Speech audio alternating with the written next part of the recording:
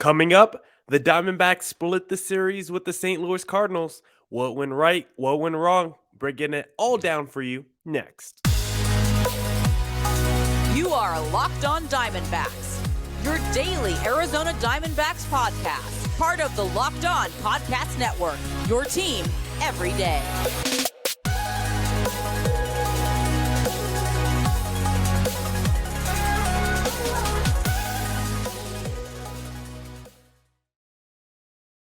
Welcome into the Locked On Diamondbacks podcast. I'm your host, Millard Thomas. I'm a multimedia journalist and I'm a graphic designer, so please go check out my website, millardthomas24.myportfolio.com. On there you can see all my latest work, from my packages to my articles to my photos and my graphic design. If you want to see more content by me, just follow me on Twitter at CreatorThomas24 for my personal account, or just look up Locked On Diamondbacks on both Twitter and Instagram for the podcast handle. And of course, thank you for making Locked On Diamondbacks your first listen every day. I would not be able to do this podcast without you, my loyal listeners, sharing, subscribing, reviewing, doing all of that so I could do this podcast for you. Thank you. It's free and available on all platforms, so please continue to tell your friends. And today's episode is brought to you by BetOnline. BetOnline, as you covered this season with more props, odds, and lines than ever before. BetOnline, where the game starts. Now, on today's pod, I want to break down that Cardinals versus Dbacks series. I want to talk about the offense, the pitching in mostly the Sunday and Saturday's game. We're really not going to talk too much about Friday's game and Madison Bumgarner start. I want to mostly stay with Saturday and Sunday. Then segment number 3, I want to do a different kind of a game with you. Since we usually recap what happens in the weekend series of games, let's do a little thing where we hand out 3 stars to the top 3 performers from the Dbacks from this Cardinals series. The Coyotes like to do that after every game, so I want to do it for the Dbacks after their weekend series. So we'll hand out 3 stars for the 3 best players from this series against the Cardinals, and then we'll do a little preview for the Dbacks next matchup that starts tomorrow against the Miami Marlins. So we got a whole bunch I want to break down for you guys, but let's first start mostly with Sunday's game against the St. Louis Cardinals, because I think starting pitching and late dingers, timely dingers, were the stories of the series. But the story on Sunday was the bullpen meltdown, because Taylor Widener got it started for the Cardinals offense, not the D-backs offense. Taylor Widener got it started for the Cardinals offense, because when he came in the game, he gave up a lot of hard contact, and he did it pretty consistently because his fastball had an average exit velocity of 103.7 miles per hour, an average of 103.7 miles per hour in that game on Sunday. He gave up a double to start the inning to Tyler O'Neill, and then that led to an RBI single for Pujols eventually that scored 1. Then Torey Lovullo went with the bullpen change and brought in Kyle Nelson. And also, I didn't realize Albert Pujols is 3rd all-time in RBIs. The only 2 guys ahead of him is Hank Aaron and Babe Ruth. That is incredible if you're Albert Pujols. I mean, I knew he was a Hall of Famer, first ballot, of course. I know he's an all-time great, but I never realized that he's third all-time in RBIs. I thought that was a fantastic stat when the Bally broadcast brought that up. And then Kyle Nelson came in to help get out the jam for Taylor Widener, because he left, I believe, 2-1 with he left 2-1 and only 1 out, and Kyle Nelson was able to get out of the jam cleanly. He was able to move to 8.1 innings pitched on the season, Kyle Nelson, that is, without an earned run. But the streak would stop there, because Kyle Nelson would open up the 7th inning with back-to-back hits before giving up a ground ball that ended up being a fielder's choice that would score a run for the Cardinals. And then after Nelson comes in the game, because he was looking a little shaky in that 7th inning. I mean, it was the first time that we saw him give up an earned run on the year. So Torey Lovullo was like, let me go with the guy that we've never seen before. Let me go with an unproven guy in Middleton, who's making his debut, not just for the D-backs, but his career this season, this start. And Middleton comes in a high leverage moment, he does not perform well. I mean, there's a man on 3rd with 1 out. You kind of need to be perfect to make sure that guy doesn't score, because the Cardinals are now within 1 run of tying the game up after the Kyle Nelson fielder's choice that scores a run. So Middleton, there's a lot of pressure for whoever's coming out the bullpen, and I'm not sure I would go with the unproven guy like Middleton. I said it before Torey Lovullo chose him to come out the bullpen. I said it when I saw him warming up. he's not the guy I would choose. I would choose someone proven. Like, I don't know who it is, man, Tipoli or Noah Ramirez, just someone else other than a Middleton, because I just don't like going with someone in that high leverage of a moment when you're trying to win the game, you're trying to win the series, you got to get out the inning, and Middleton just not the guy I would go with in that situation. And right on cue, he gives up 2 monster home runs, and that's basically the ball game once Middleton does that. The offense, the starting pitching did enough to win this game, but the bullpen couldn't get it done. Widener, Nelson, and Milton have 3 meltdowns back to back to back out the bullpen for the Dbacks, who were definitely in prime position to win this game because the offense, I think they did their job. Again, it wasn't like it was a great offensive performance, but the Dbacks were able to hit dingers left and right on Sunday. The Dbacks had 4 solo shots, 1 by Nick Ahmed, 1 by Christian Walker, and 2 by Jordan Luplow. And Jordan Luplow has been made fun of a lot on the NL West Roundtable, if you guys listened to that before the start of the season, because I said the Dbacks were winners of the offseason, and I cited Luplow as one of the reasons as a nice addition, but no needle mover for the D-backs. And you look at him today, 2 home runs, so I think Luplow at least got the last laugh today. Nick Ahmed also has back-to-back games with the home run and has been a real power threat since returning from his injuries. Like, I was joking on Twitter, like, what is Nick Ahmed on? Because I'm going to have to write an apology for him for Nick Ahmed because he's been so good since returning from injury. Currently, his slash line on the season is 364, 384, 864. So he's absolutely tearing the cover off the ball. And that's an 864 slugging percentage, not OPS. So 384 OBP, 380 or 384 OBP, 864 slugging percentage. So absolutely insane. I like Luplow in this game also just because the timeliness of his home runs. I mean, he gave the D-backs the lead on his very first home run of the season. Then his second home run of the game was also clutch insurance runs late in the game. So 2 big home runs by Luplow offensively, and I think he's made some nice plays defensively so far in this series and since he's come back from injury, because we know Pavin Smith can be a liability sometimes in right field. And I think Luplow has been a very nice stabilizing force in right field defensively. And then Christian Walker, I know his slash line has been disgusting on the year. His average is low. He's not getting on base consistently, not hitting for a ton of extra base hits, but he is tapping into that over the fence power. We've seen it before. 2019, he hit 29 home runs, and right now his home run rate is slightly better than what it was in 2019. So he might hit another 29 plus home runs this season, but who knows? He might finish the year also batting 220 with a 629 OPS. So we'll see what happens with Christian Walker, because the team was terrible with runners in scoring position tonight. Despite having 4 home runs, they were still terrible with runners in scoring position. We did get to see a Dalton Varsho rope double off the wall, and I love to watch Dalton Varsho runs because Varsho, when he's running around the bases, reminds me of like a Mario character, reminds me of someone out of Nintendo. I just likes the way he runs. In my mind, I'm picturing like Dalton Varsho running like Luigi with like his arms sprawled out and just weird circular motions as he's running to help gain some speed for Dalton Varsho. So he kind of runs like a video game character to me. And then you also had a Kettel Marte triple in the game on Sunday as well. So the D-backs offensively, I thought did enough. You got home runs, you got extra base hits. The starting pitching did enough. And we're going to talk about starting pitching because we'll wrap up this discussion about Sunday's game in the next segment. And we'll also talk about Saturday's game as well, because I thought the D-backs really were going to win Sunday's game after watching Zach Davies' performance. I was ready to bet on the D-backs winning Sunday's game. And if you want to place a bet, the best place to do that is BetOnline, because BetOnline.net is your number one source for all your betting stats and sports info. Find all the latest sports developments, league reviews, and news, including this year's basketball playoffs and the start of the Major League Baseball season. BetOnline is your continued source for your sports wagering information, from live betting to playoffs, esports, and more. Head to the website today or use your mobile device to learn more about the trends and actions. BetOnline, where the game starts. All right. Let's get back into the pod.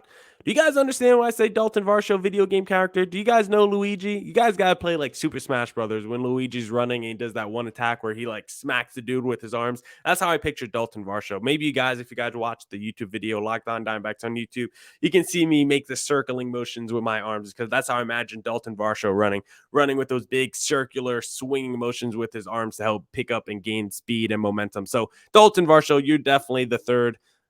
Waluigi, Wario, whatever, brother. Vario. How about the Varsho brother? Vario brother? I don't know. We'll workshop that one. But let's move on. Let's move on here. Enough talking about Dalton Varsho as a video game character because I want to talk about Zach Davies' performance on Sunday as well because I thought he pitched pretty well on Sunday. Entering Sunday's game, I told my friend Saturday night that for the Dbacks to win the series, all they need from Dalton Varsho is 4 to 5 innings of 2-run ball. If the Dbacks could get that, they will be in prime position to win that game because the bullpen has been so good this season. And unfortunately, or fortunately, the D-backs got that performance out of Zach Davies. They just weren't able to get the performance out of the bullpen that I expected because Davies had a very solid performance against the St. Louis Cardinals. I thought he was very good. 5 innings pitched, 3 hits, 2 runs given up, but they were 0 earned runs. Neither of those 2 runs were earned, only 1 walk allowed. Davies did a good job avoiding trouble for most of the day. It wasn't one of those Zach Davies starts where he's walking or giving up a single every inning. Most of the time, he did pretty good this game. Really, the only issue for Zach Davies was that 3rd inning. He had 1st and 2nd with 1 out. Ground ball, hit up the middle, right to Zach Davies. He picks up the ball, he turns, he throws it to 2nd, and it goes off Marte's glove, and you're sitting there wondering, is that on Zach Davies? Did he rush the throw? Because you see that a lot with pitchers where they know they have 2 men on behind them. They try to get that double play ball. They turn, and their momentum carries them. They just sail that ball over the second baseman's head or just goes wildly to the right. And for Davies, it kind of looked like that at first glance that maybe he just overthrew Marte too far to the right, but on second glance, it kind of looked like maybe Kettel Marte alligator armed the ball, and Marte ended up getting the error. I think they originally called the error on Zach Davies, and then it was eventually overturned and given to Kettel Marte. So Marte, another error for him on the season because the ball goes into the outfield and it scores 1 run, and eventually another run scores in that inning off her fielder's choice as well. So outside of that error, I thought it was a pretty good start by Zach Davies. I thought he would have got out the inning unscathed if it wasn't for that Kettel Marte botch play. So Davies, I mean, I don't think he's a great starter. I think he's been fine as a back-end starter so far for the D-backs this season, outside of really that one start against the LA Dodgers, and he wasn't even terrible in that. Zach Davies has been fine this year. He's been 2 to 3 runs every game. If you could get 4 to 5 innings out of him, you're happy. He's just a guy you kind of look at him as like one of those starters for the Rays where he kind of opens up the game. If you could get 4 to 5 innings and hand it off to your bullpen and it's still a close game, you'll be happy with that. So Zach Davies, anytime you get 5 innings and 2-run ball out of him, whether it's 2 earned runs or 2 unearned runs, I'm very happy with the start from Zach Davies.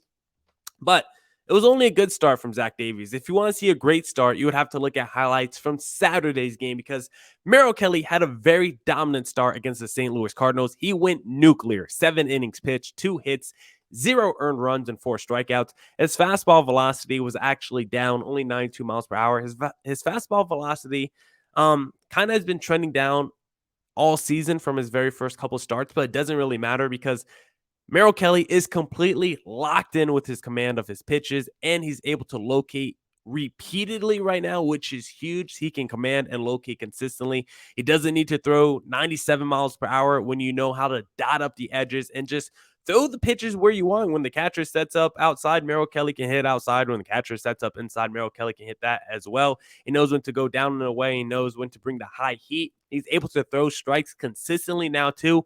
He just pounds the strike zone. He's not afraid to pitch to contact. 64 of his 97 pitches went for strikes on Saturday, and he also generated 13 whiffs on the night. Merrill Kelly just seems so locked in up there on the mound. He's currently 5th in the National League in ERA after that start. It's only at a 1.27 ERA right now on the season, which is absolutely insane. And after every start, I'm going on my Locked On Diamondbacks Twitter, which you have to follow, and I'm tweeting out Merrill Kelly for Cy Young because I think Merrill Kelly is going to be in the Cy Young Award race with how he's pitching right now. I mean, how can he not be? He's making a Cy Young case. He's making an all-star case and maybe Merrill Kelly will even be pitching or will be starting in the NL All-Star game, but we'll see because the D-backs are going against someone tomorrow who's going to have a great chance at starting in the NL All-Star game. We'll talk about that in segment number 3, but Meryl Kelly yesterday, he's now, I believe, 5th in the NL, as I already said, in ERA. One guy who's ahead of Meryl Kelly in ERA is his teammate, Madison Bumgarner, who has a 1.17 ERA. Hopefully, Zach Gallen can join them too. He's going to be going tomorrow. Like I said earlier, we'll be talking about that in segment number 3. Gallen still needs to get a larger sample size to be a qualifier on this list, but I could see a world where the D-backs have potentially 3 guys in the top 6 in ERA in the National League. That's pretty insane. We just have to get, like I said before, a league average offense, and this D-backs team can definitely be around 500, but if they're never going to be a league average offense, and if the pitching slips a little bit, then this could be another 100-loss season coming. So these next couple of months will be a huge pivot point for the D-backs to see whether the pitching can keep this team afloat. Maybe the offense starts to pick it up. Maybe the pitching regresses. It comes back to earth. We'll see a lot of moving parts for this D-backs team because their offense on Saturday was pretty non-existent. Again, if you didn't get that Merrill Kelly start, you probably would have lost this game. If there was any other starter on the mound, you probably would have lost this game. Not named Madison Bumgarner or Zach Gallen because the D-backs top 3 starters have been so dominant. But any other starter basically in baseball, maybe the D-backs lose this game because the D-backs are able to score 2 runs off of 2 solo shots in this game, and both of them came in the 8th inning. Nick Ahmed and Kettel Marte each ripped solo shots in this game. And the 8th and 9th inning have been the D-backs' friends this season. It's basically the time where the D-backs score all their runs this season because even statistically, it's backed up. The team OPS in the 8th and 9th inning is above 750. In every other inning, the next closest inning for OPS for the D-backs is the 3rd inning with the 650 OPS. For some reason, the D-backs like to score all their runs late. This was another game where they did that. Another game where they did nothing with runners in scoring position. 0 for 4 on the night. The home runs, I like that they're coming in bunches. The D-backs are like top 5 in home runs in the National League. It's really nice to see after being one of the worst teams in the home run department last year and for the last couple of years.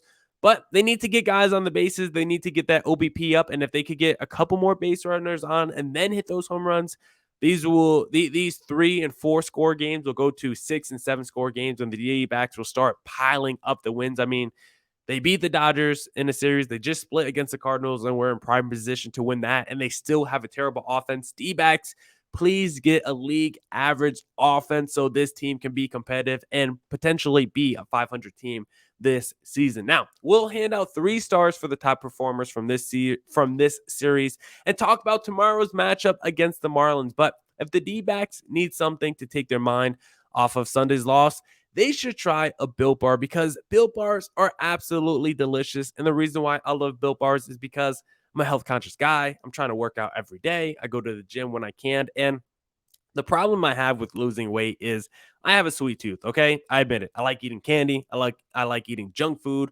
And candy bars are my go-to. And the reason why I love Built Bars is because it tricks me. I think that I'm eating a candy bar when in reality, I'm actually eating a protein bar.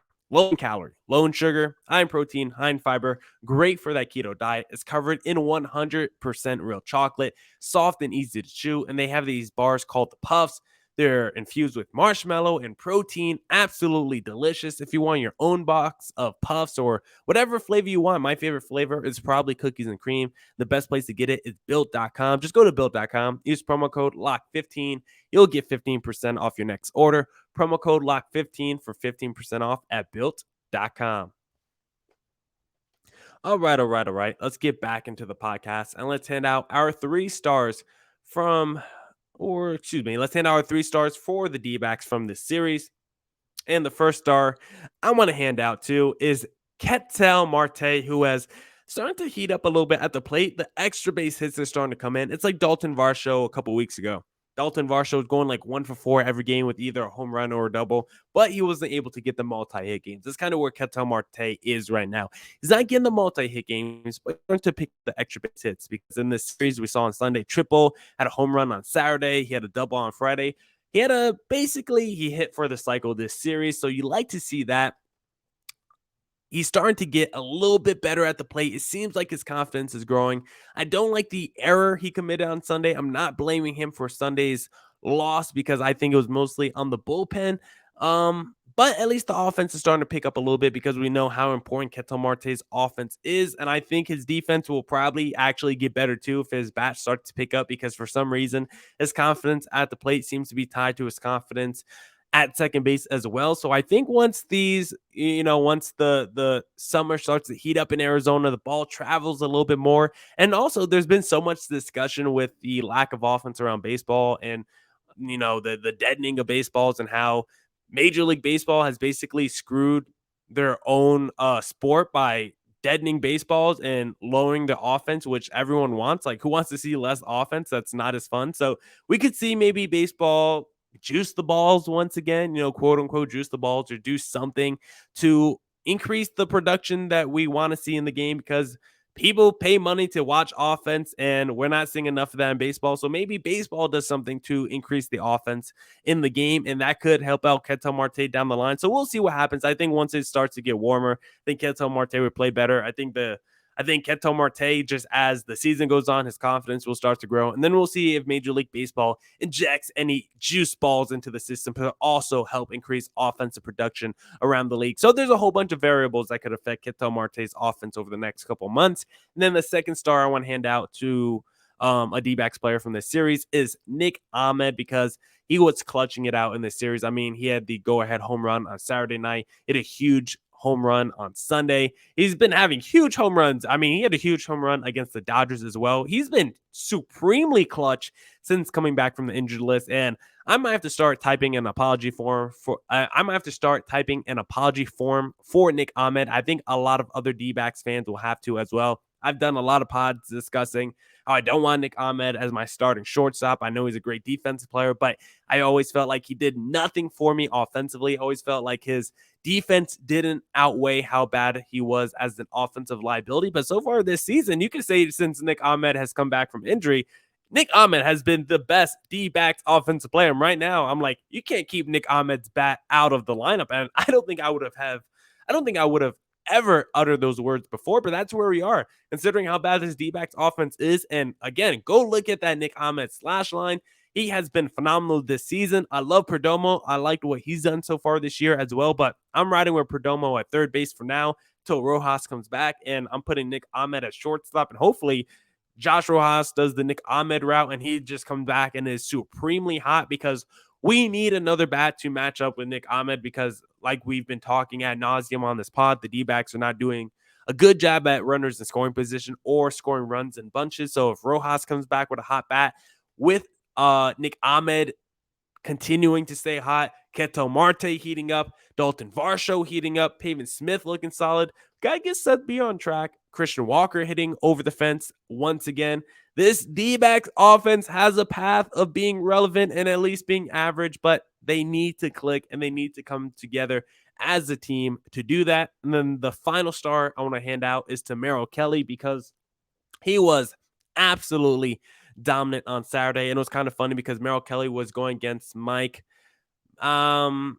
His last name is escaping me, but I know the Cardinals pitcher on Saturday night who went like 7 2/3 against Meryl Kelly. Both of those guys started their careers overseas and then came over to Major League Baseball late in their career. So it was kind of nice to see those two match up against each other. I'm sorry for the Cardinals guy that your name is escaping me, but he had a fantastic start on Saturday. But Meryl Kelly did end up getting the win because he did not give up the 2 home runs, which the Cardinals guy did. He's been great all season, limiting hard contact, getting ground balls, getting fly balls that turn into easy outs, not allowing any home runs, not putting guys on the bases. Merrill Kelly has been steady Eddie all season, more than a steady Eddie, because that phrase is usually coined for, middle starters, back end starters who are good but not great. Merrill Kelly has been great, has been phenomenal this season. And like I keep pounding on Twitter, Merrill Kelly for Cy Young should be a realistic scenario as the season progresses.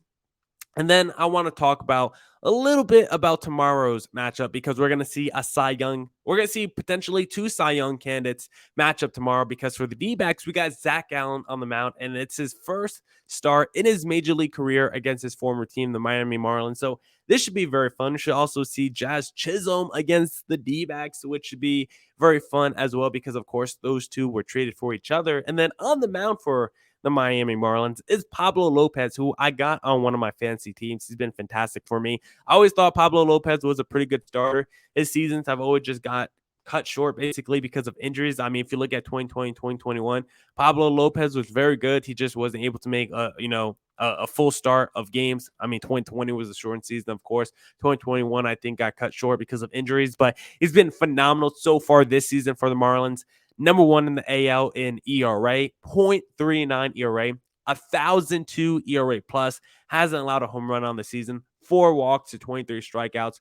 Pablo Lopez has been phenomenal. So it's going to be another low-scoring game for the Dbacks tomorrow, but I think Zach Allen is ready for the challenge and should match up very nicely against Pablo Lopez. So it might come down to which bullpen gives up a run, and the Dbacks bullpen didn't look good on Sunday, but I think they could be in store for a huge bounce-back game tomorrow, considering most of their worst bullpen guys came out on Sunday. So very excited to see that matchup tomorrow. Zach Allen versus Pablo Lopez. Who is going to win? Maybe you guys can make your predictions to me on Twitter at CreatorThomas24 for my personal account, or look up Locked On Diamondbacks on both Twitter and Instagram for the podcast handle. Now that's it for this edition of the Locked On Diamondbacks podcast. Thank you to everyone who tuned into today's pod. Come back tomorrow for more Diamondbacks news coverage and insight. We'll be talking Sully baseball and checking in on just all the teams around Major League Baseball as we do our Mondays with Millard segment. So come back tomorrow for more Diamondbacks news coverage and insight. Thank you for making Locked On Diamondbacks your first listen every day. Go make your second listen of the day Locked On MLB, actually, with my pal Sully Baseball. And as always, stay safe and stay healthy. Deuces!